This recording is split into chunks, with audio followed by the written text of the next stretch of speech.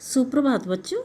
आज हम लोग संस्कृत की कक्षा में 5वां पाठ पढ़ रहे हैं, जिसमें हम लोग कंटके नैव कंटकम पाठ का वाचन और अर्थ पढ़ चुके हैं।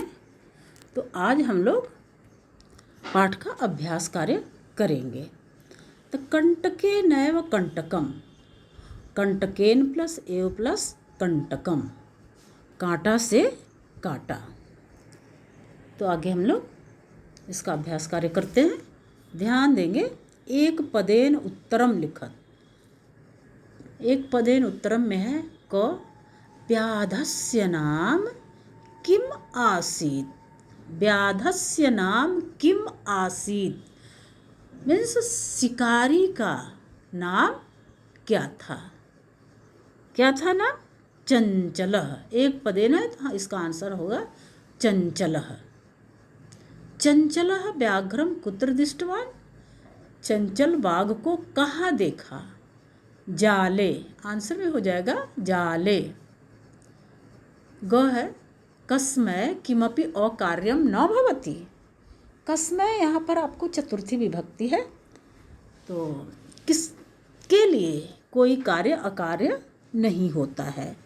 क्षुधार्ताय। क्षुधार्ताय मीन्स भूखे के लिए कोई भी कार्य अकार्य नहीं होता है। भूख के मारे वह कुछ भी कर गुजरता है। तो आंसर हो जाएगा क्षुधार्ताय। बदरी गुल्मनामा पृष्ठे का नीलिना आसीत। बदरी गुल्मनामा पृष्ठे लोमसिका आसीत।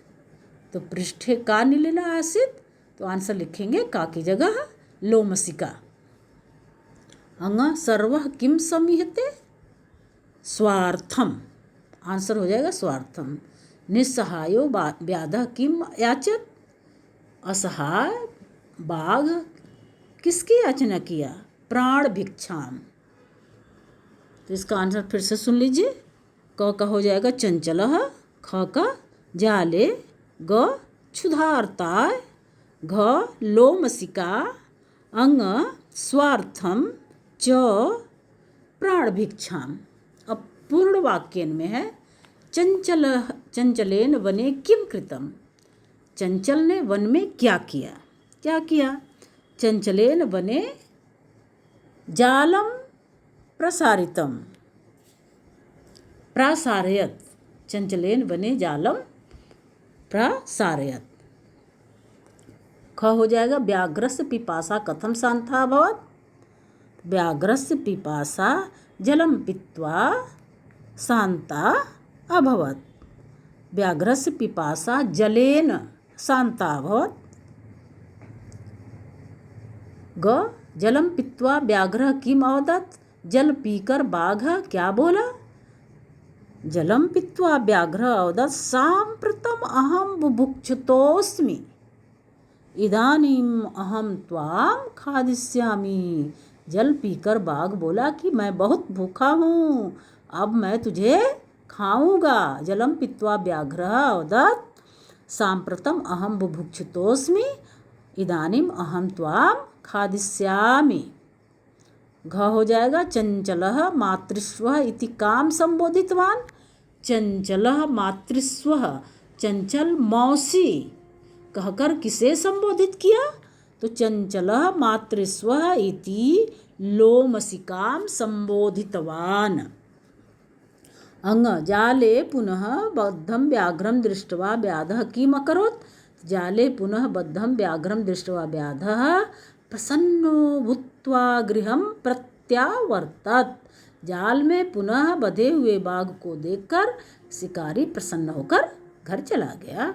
तो आंसर फिर से सुनिए। चंचलेन वने जालम, चंचलेन वने जालम प्रसारयत। दूसरा है व्याघ्रस्य पिपासा जलेन शांता अभवत्। ग में जलम पीत्वा व्याघ्र किम अवदत्। जलम पीत्वा व्याघ्र अवदत् अहम बुभुक्षितोऽस्मि इदानीम अहम त्वाम खादिष्यामि। घ में हो जाएगा चंचलः मातृस्वः इति लोमसिकाम संबोधितवान। अंग जाले पुनः बद्धं व्याघ्रं दृष्ट्वा व्याधः प्रसन्नो भूत्वा गृहं प्रत्यावर्तत। तीसरा में है कौन किसके प्रति क्या कह रहा है। कल्याणम भवतु ते। तो कौन कह रहा कल्याणम भवतु ते? बाघ बोल रहा है व्याघ्र, और किसको कह रहा है? व्याधम को। जनाः मयि स्नानं कुर्वन्ति, लोग मेरे जल में स्नान करते हैं। नदी किसको बोल रही है? व्याधम, नदी व्याधम। अहम तत्कृते धर्मम आचरितवान त्वया मिथ्या भणितम।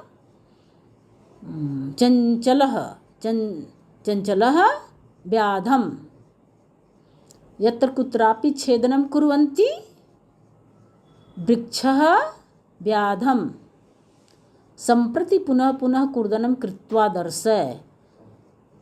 किसने कहा?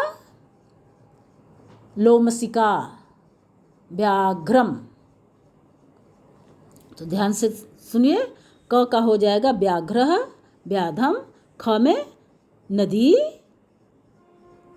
व्याधम, ग में चंचलः व्याघ्रम, घ वृक्षः व्याधम, अंग लोमसिका व्याघ्रम। रेखांकित पद्म आधृत्य प्रश्न निर्माणम कुरु।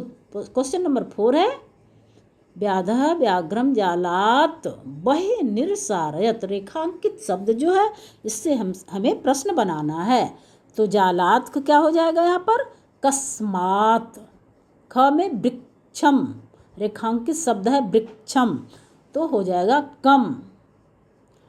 ग व्याघ्रः लोमसिकाय निखिलाम कथाम न्यवेदयत। लोमसिकाय चतुर्थी विभक्ति है, तो यहाँ हो जाएगा कस्य।